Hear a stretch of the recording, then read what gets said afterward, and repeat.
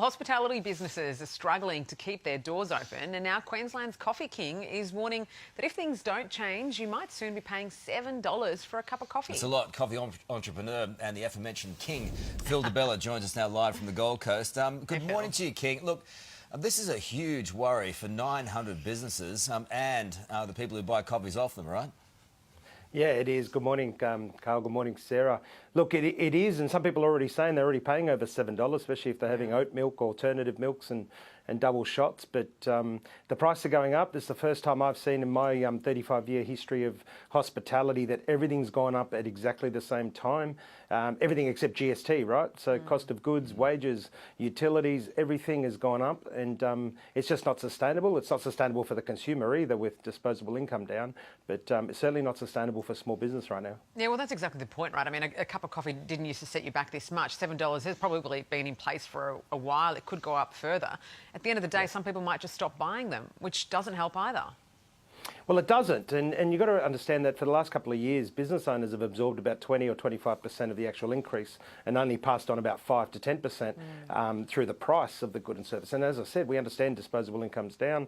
So what we're seeing is people are not buying that second or third coffee in the coffee shop. They're choosing to drink it in the office or drink it at home. And again, that's understandable, but it puts more pressure on small business and makes it a lot harder. Okay, so how can we make the change? Because this is not easy to resolve. No, it's not. And, you know, the Coffee Commune now, we're over 930 odd members of industry. And what we did is we got them around the table and said, tell us what's going to help you, present your problems with possible solutions, and some great stuff has come out of it.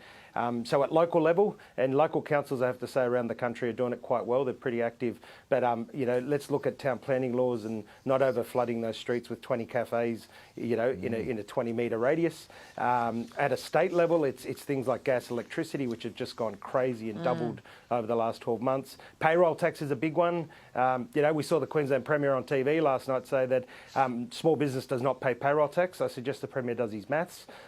Small business is 19 employees or under, and now if you've got 12 or 13 employees at the Australian average of 90,000 an employee, you're over that 1.3 million threshold in Queensland. So, Premier, it's time to be visiting the payroll tax threshold. It's other things like procurement.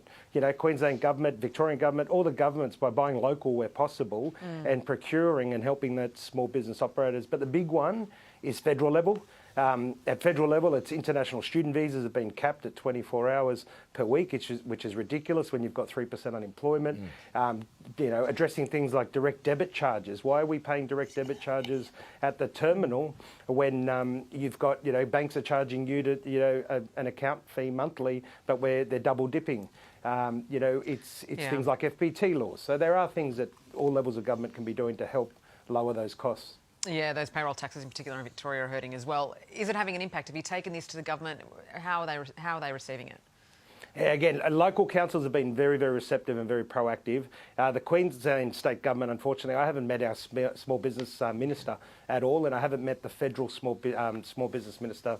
We've got a case of the government say one thing and do another. We're not here to fight anybody. I've made that very clear. We're an independent body, not funded by government. We don't have government contracts. We've got big representation at the Coffee Commune, and we want to present problems with possible solutions. We just need them to turn up and work with us. 900 is a lot of small businesses and families. Good luck with your commune. Let's hope it can have some real effects out there. Good on you, mate. Thank you. Thank you.